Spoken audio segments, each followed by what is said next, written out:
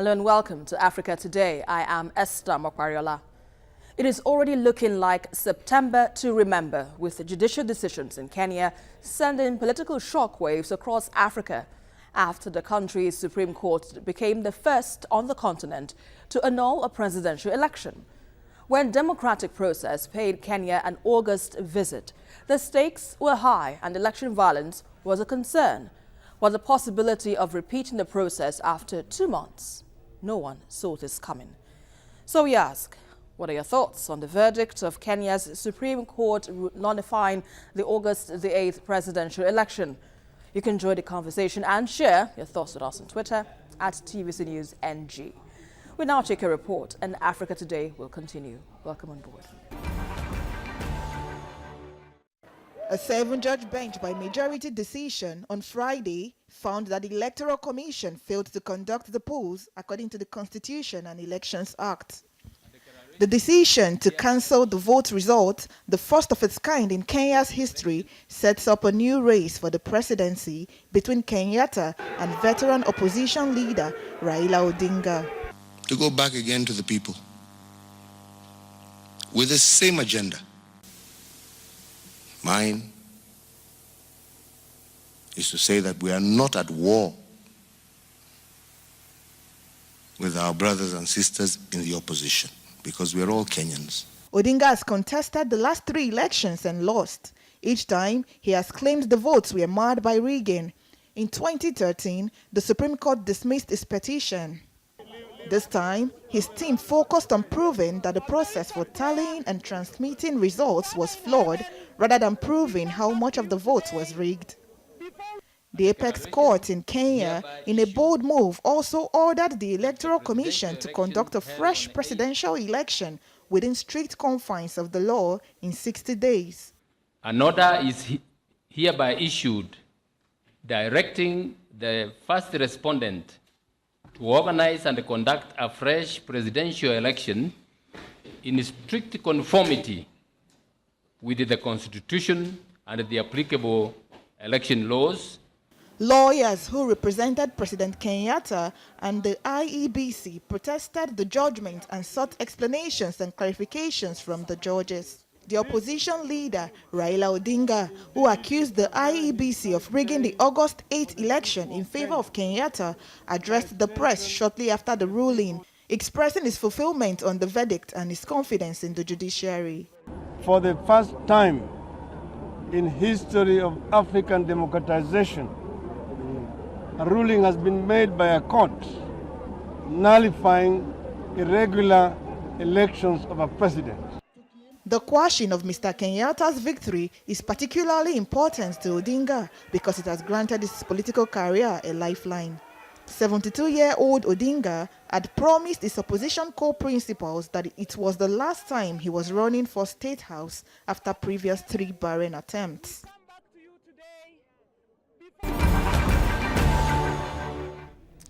Now, Kenya's Supreme Court has nullified the nation's 6th election since introducing the multi-party democracy in the 1990s. This is an unprecedented landmark decision calling for a rerun within 60 days. Now, joining me in the studio on Africa Today, I have Nelson Okujumi, Nigerian-based election observer and political analyst.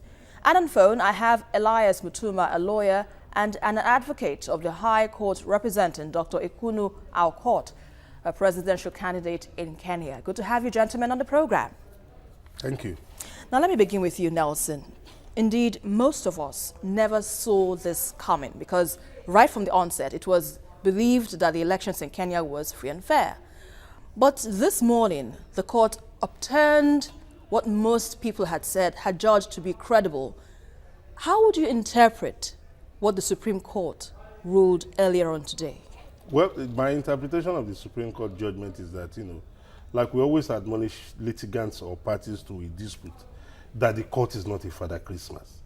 The court must be convinced with facts beyond reasonable doubt. And, that is what the court has done. Don't also forget the fact that the opposition cried foul after the gruesome murder of the person in charge of the Kenya Electoral Commission ICT department. And when the results were coming in, they alleged that the ICT system of the Electoral Commission have been hacked into and manipulated in favor of the ruling party.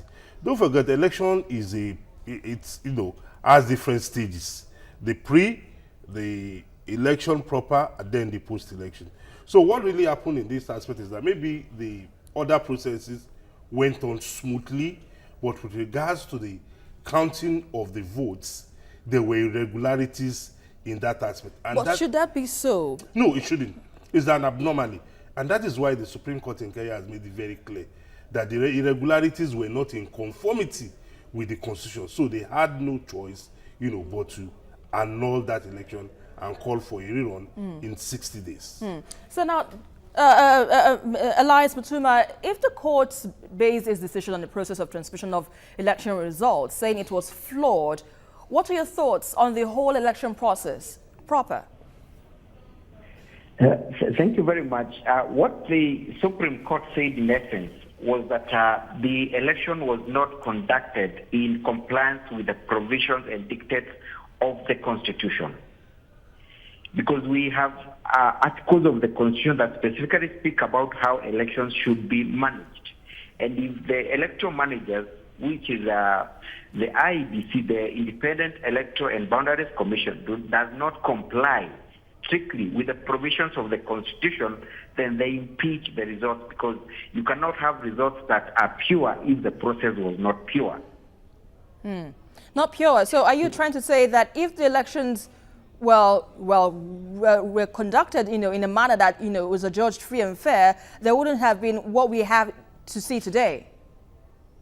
Exactly. If IBC or the the Electoral Commission was able to prove that they had complied with the provisions of the Constitution, then this judgment that we had today would have been a different judgment. The court would not have invalidated the election if they had complied with the provisions of the Constitution. So, but what is your stand on the Election Commission? Does your party have faith in the Election Commission as it is now, because the opposition believe that, those behind the Election Commission should be jailed? What's your stand on the Election Commission in Kenya? People must have faith and confidence with the institutions that are managing the election. So if the court has already made the determination that they did not follow the proper procedures, they actually manipulated the process, then it is a bit difficult for anyone to have confidence and faith with them, conducting the election in the next 60 days. So no one really trusts them by now to conduct this election. No one really trusts them. That's according to Elias Mutuma. So, but Nelson, you're an election observer, and before now you were here on the show, and you praised, the conduct of the polls. Yeah. And not to add to that, that's John Kerry, who is also an international election observer, more or less praised the conduct of the polls. So, does this now make a mockery of election observers around the world, or more or less, does it now cast more doubts on reports by election observers? No, it doesn't, because you see, the work of an election observer cannot traverse the whole electoral process. Even the election observers cannot cover all the polling units. They will do either random sampling or use some other methods to cover some aspects of the electoral process. And if what they saw conforms to to global best practices, it is in their own best interest to report what they have seen. And don't forget that they cannot see everything. So what is it that they can't see that makes it, is it difficult?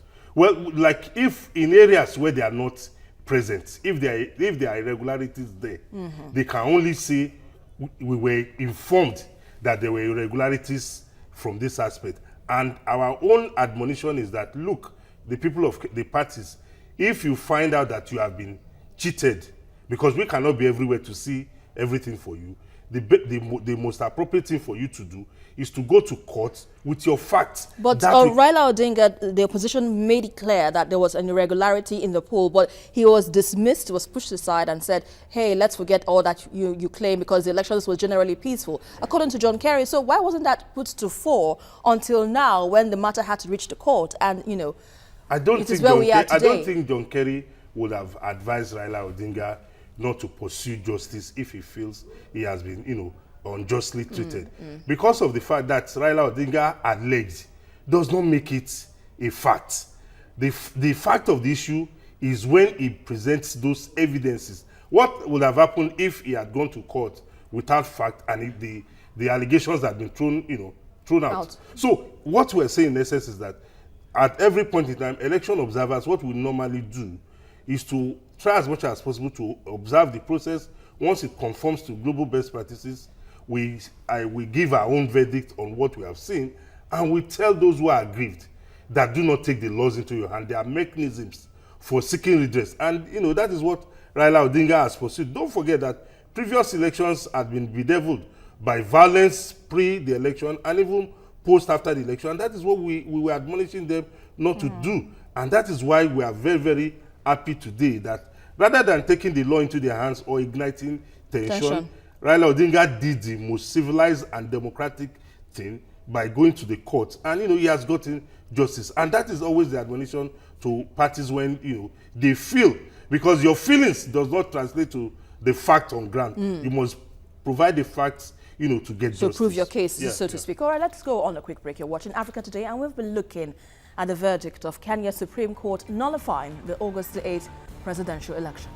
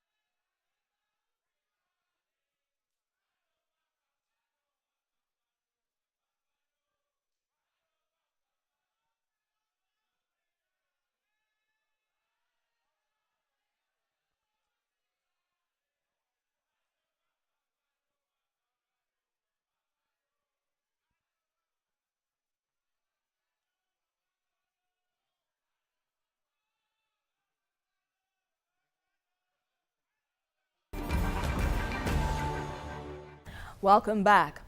Latest political events in Kenya are rare in a continent where ruling parties lose. Latest political events in Kenya are rare in a continent where ruling parties losing at the polls often come as a surprise, and a court throwing out results of a presidential election are unheard of. The nation's High Court has also showed independence earlier this year when it overruled a government decision to shut the Dadaab refugee camp, one of the largest in the world. I still have Elias Putuma, a lawyer and who is also an advocate of High Court, representing Dr. Ikuru Aukot, a presidential candidate in Kenya. Now you are with me on phone. I believe you heard Nelson's position on the reports of election observers before the elections were held. No, rather after the elections were held, that it was largely peaceful and credible. What's your reaction to what he said earlier? Thank you very much. You will recall what the Chief Justice said is that election is not an event, it is a process. The election observers concentrated on one aspect of the election, that is the actual voting or casting of the ballot. They forgot about the other processes that preceded the voting day and that also occurred after the voting itself. So the election results were impeached by the other processes that occurred after the voting. That is what the court was unhappy with, especially with tallying of the results. So we could not verify the results as announced, as tallied by the IEBC. That's where the observers went wrong. They just concentrated on the voting. Of course, the voting was free and fair. But what happened after that is what we have a problem with. So definitely you are not in support with what the election observers did on ground, so to speak. But let me quickly come to this issue of the Kenya's judiciary, which has proven some level of strength in recent times. What do you think could be the cause, despite this perceived notion that they are controlled by the government? I do not think that the judiciary, especially in Kenya, is controlled by government. Initially, we had people who are not happy with the judiciary because they always thought that the judiciary, is always controlled by the government. But this decision is, a bold statement that the judiciary is very much independent because they made a decision that went against a sitting president. That was not simple. It does not happen anywhere else in Africa. So it usually strengthens the point that our judiciary is very strong, very independent, very impartial. Judiciary is very strong and independent. Would you say the same for other countries in Africa today? Well, I wouldn't be able to say that because we've had elections in some other countries where we've had reports that the elections were not free and fair. But at the end of the day, the judiciary was not able to, give judgments based on available evidences before them. But what has played out in Kenya is unprecedented. It's a radical departure. You recollect what happened in Nigeria in 1993 when an election was held, the 1993 presidential election. And while the results were coming in, the military junta then interfered in the process and committed treason by annulling that election. We also saw what happened there in Nigeria in 2015 when elections were being collated and when the ruling party, so the incumbent party then in power, saw that she was losing, she tried to, truncate the process through the Orubebe's drama. But thank God, it was averted by the intervention or maybe the wisdom of the then electoral helmsman, that's Professor Atairu Jega. So by and large, I think this is a wake-up call to other African countries that, look, if you are committed to your oath, which is about, being obedient to the dictates of the Constitution, it behoves on you that the only way you can get lasting peace in any society is when there is justice. When you connive to undermine any process, you undermine the peace, stability, and progress of the country as a whole. All right, now, Elias, this perception that with this court judgment, there might be this might be lead to a floodgates of other petitions in the recent election just conducted. Do you think that by extension we're likely to see more election being upturned? Well, you remember we had 6 elections in Kenya. That for the president and other seats, governors, the women representatives, members of parliament. And they had until next week on Wednesday to file their petitions if they weren't happy with the process. So far, we have not witnessed many of those dissatisfied participants coming up. But based on this ruling today, we have had people coming up and saying, now that the presidential election has been invalidated on the account that the process was not fair, it cannot have been unfair for the president and fair for other seats.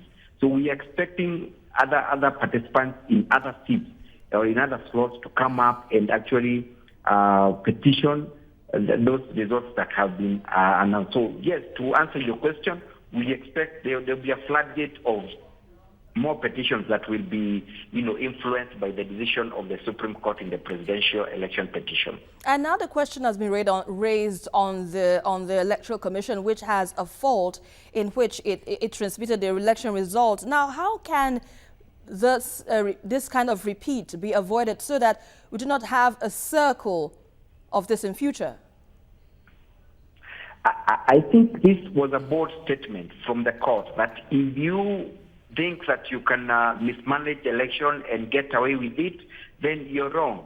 So it's upon now people who are given the mandate to, manage the election to understand that they have a responsibility and people are watching and they'll be held to account if they mismanage the electoral process.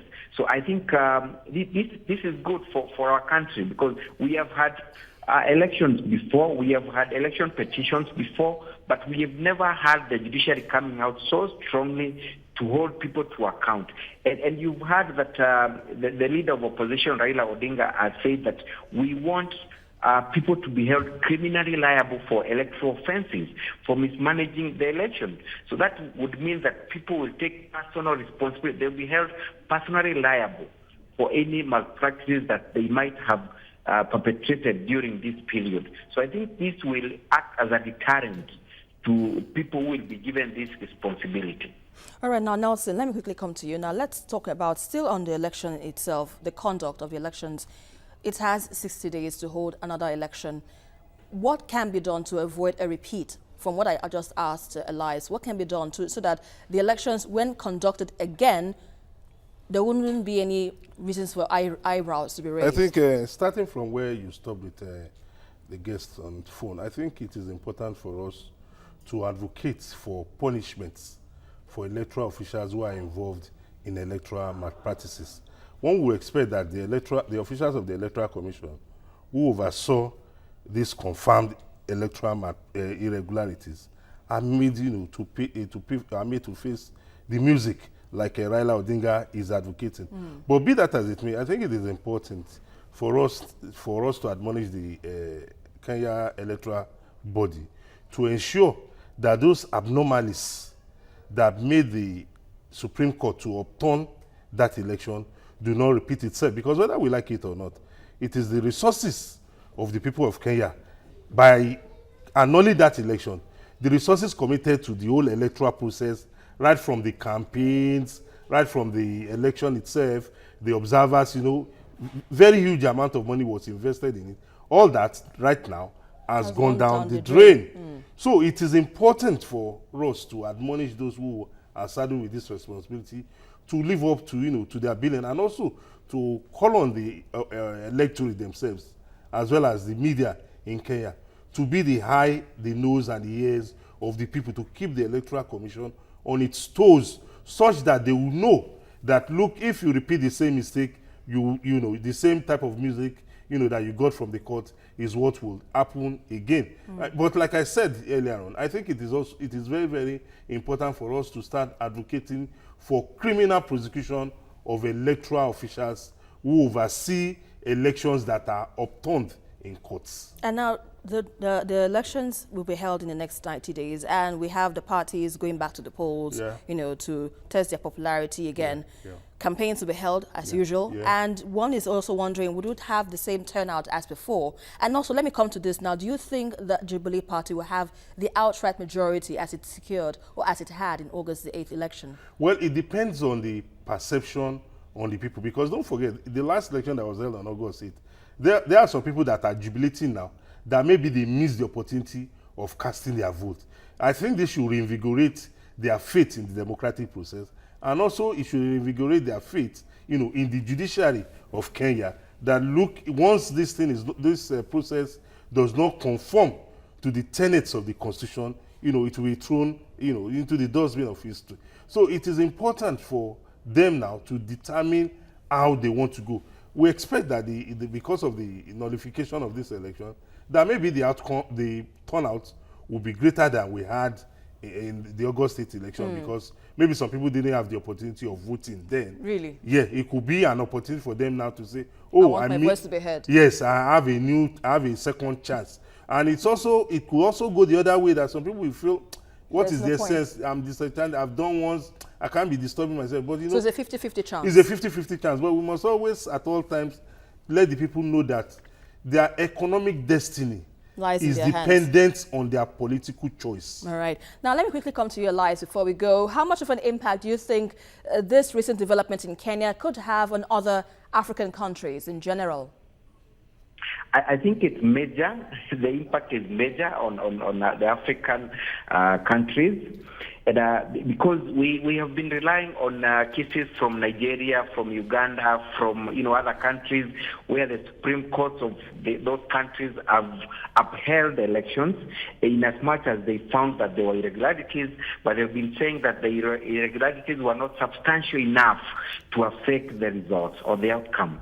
Now, this has been a U-turn for our continent, because what the Supreme Court said is that the numbers do not count, they do not matter. If the process was impeached, you cannot then justify the results. So I think this being a landmark ruling, what we call in law locus classica case, we expect other jurisdictions, Nigeria, Uganda, Rwanda, other countries to follow suit and say that we now have a reason to invalidate elections where we find that due process was not followed, or where we find that there has been malpractices and mismanagement of the electoral process. So it has a major, not only in Africa, but even in the country, in the world at large. All right, let's go. Well, that's about the much we can take at this hour. Thanks a lot, Elias Mutuma, lawyer and advocate of the High Court, representing Dr. Ekuru Aukot, a presidential candidate in Kenya. Thanks a lot for your contributions on the program. And as well, Nelson Ekujumi, Nigerian-based election observer and political analyst. It's a pleasure always to have your thoughts shared on the program. Well, the coming days and weeks are expected to be crucial for politics in Kenya, with the institutional capability of the Electoral Commission about to be put to test once again. Beyond Kenya, the message is clear to the rest of Africa that politics is no longer business as usual, and the hope for ballot-driven change remains alive. And that is our package for today. But don't forget to join the conversation as usual on Twitter at TVC News NG, and also follow me for updates around Africa at Esther TVC News. Until the next one, I am Esther Mokwariola, and always remember, change starts with you.